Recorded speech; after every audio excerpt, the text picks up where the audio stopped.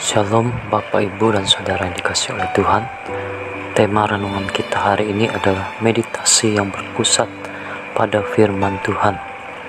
Dalam kitab Yosua 1 ayat 8 firman Tuhan berkata, "Janganlah engkau lupa memperkatakan kitab Taurat ini, tetapi renungkanlah itu siang dan malam, supaya engkau bertindak hati-hati sesuai dengan segala yang tertulis di dalamnya.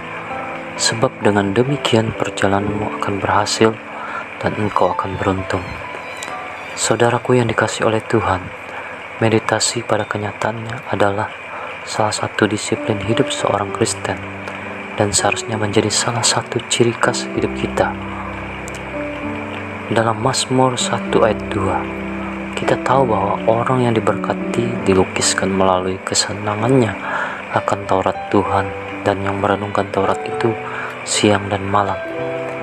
Ketika pemazmur berbicara tentang meditasi, objek yang menjadi refleksinya adalah Taurat Tuhan atau Torah, janji Tuhan, karya Tuhan, dan jalan Tuhan. Catatan tentang hal-hal ini bisa ditemukan dalam rangkaian tulisan kudus yang sekarang kita sebut sebagai Perjanjian Lama. Para pengikut Tuhan yang sejati di zaman modern ini pasti memahami bahwa objek meditasi kita itu mencakup seluruh kitab suci, mulai dari Kejadian sampai Wahyu.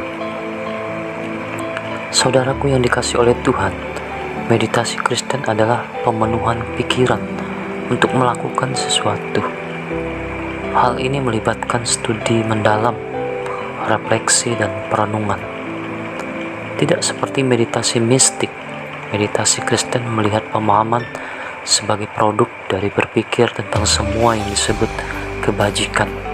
Filipi 4 ayat 8. Meditasi Kristen tidak berakhir pada meditasi itu sendiri, tetapi dimaksudkan untuk menghasilkan buah dari kehidupan yang benar.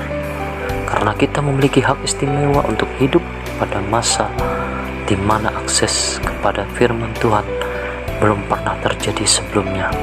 Kita dapat melakukan meditasi Kristen dengan banyak cara. Kita bisa membaca terjemahan yang satu dan kemudian lagi membaca terjemahan yang lain. Kita dapat mendengarkan firman Tuhan yang dibaca melalui sebuah aplikasi.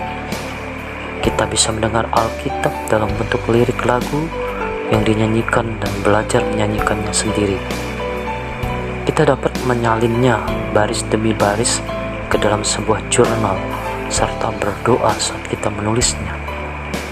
Kita dapat membacanya dengan lantang dalam pertemuan kelompok komunitas atau lingkungan keluarga. Sebagai sarana untuk membicarakannya apabila engkau duduk di rumahmu, apabila engkau sedang dalam perjalanan, apabila engkau berbaring, dan apabila engkau bangun. Ulangan 6 ayat 7.